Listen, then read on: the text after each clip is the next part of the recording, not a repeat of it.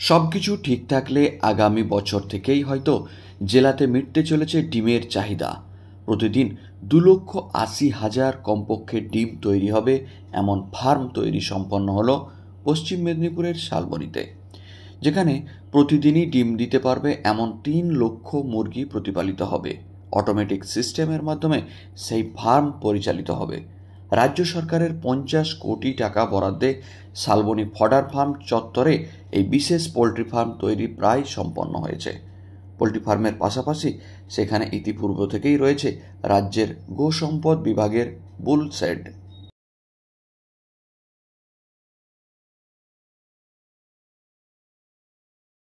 প্রথমে বলা যাক এখানকার বুল শেড বিষয়ে। Salboni fodder farm. শালবনী বাজারের কিছুটা আগেই এই ফডার ফার্ম রয়েছে সরকারি উদ্যোগে। বহু একর জমির ওপরে সুবিস্তৃত এই ফার্মের অস্তিত্ব অনেকেই জেলার বাসিন্দারা জানেন না।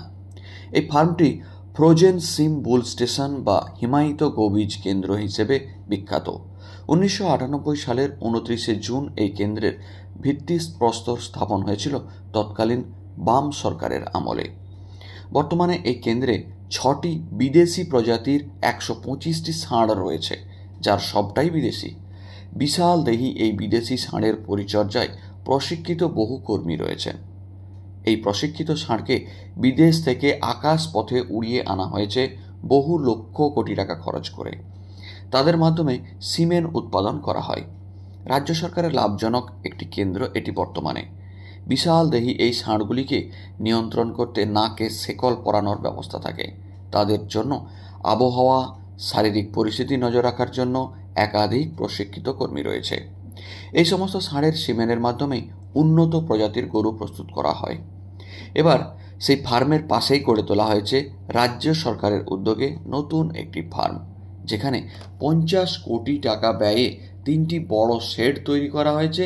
সেই শেডগুলিতে প্রতিটিতে থাকবে 1 লক্ষ করে মুরগি, যারা ডিম পাড়বে। কম্পিউটারাইজ পদ্ধতিতে অটোমেটিক মেশিনের সাহায্যে তাদের রক্ষণাবেক্ষণ করা হবে।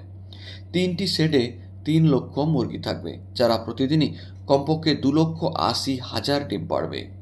এই 3 লক্ষ মুরগি থেকে 2,80,000 ডিম সংগৃহীত হবে এমন টার্গেট রয়েছে।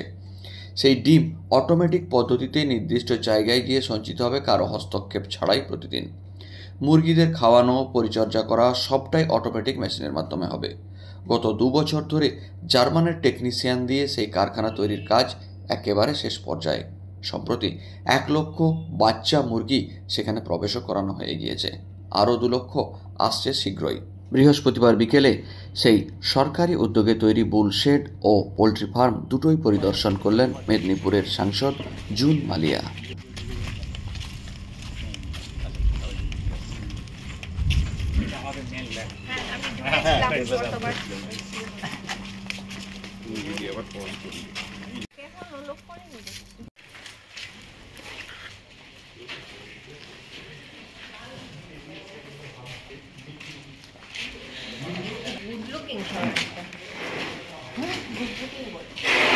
মানে আমরা হেলদি রেখেছি ম্যাডাম।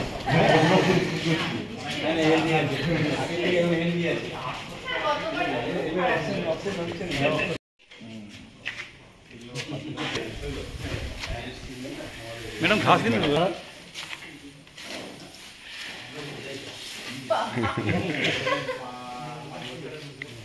হ্যাঁ এটা পড়ে না, স্নান করা হয়।